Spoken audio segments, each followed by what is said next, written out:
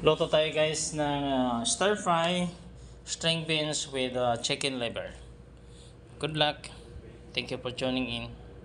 Pinakuluan ko na rin siya kanina ng may asin at saka paminta. Tapos inalis ko siya.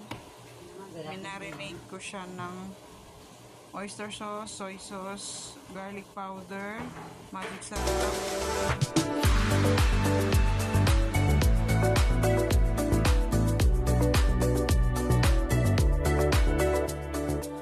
Magic sarap, black pepper. Tapos yan, nilagay ko na siya. Tapos marinate muna siya kahit marinate ko siya ng mga 30 minutes. Then habang naghihintay ako, ayan, tapos nilagyan ko siya ng ice. Tapos binabad ko siya ng ilang minuto. Para lang hindi mag-iba yung mukha.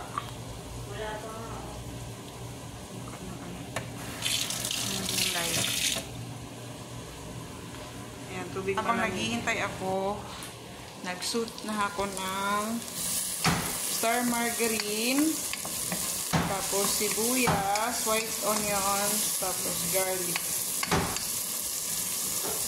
Kailangan palabasin lang natin talaga yung amoy niya para maamoy natin yung lupa. Ang bango na naman syempre. Ang bango niya. Galing ko muna siya po.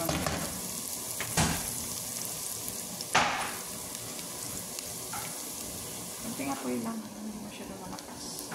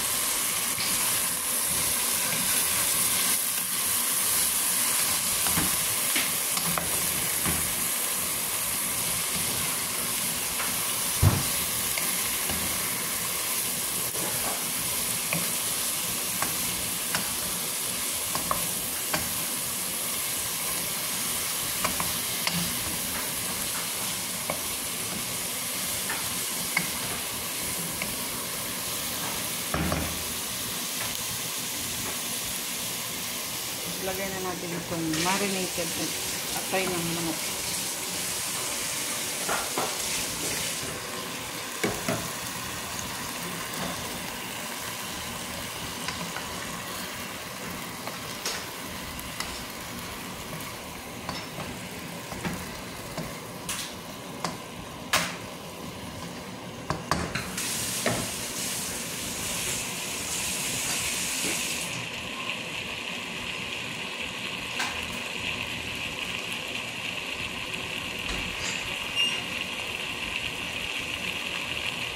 Tapos takpan natin.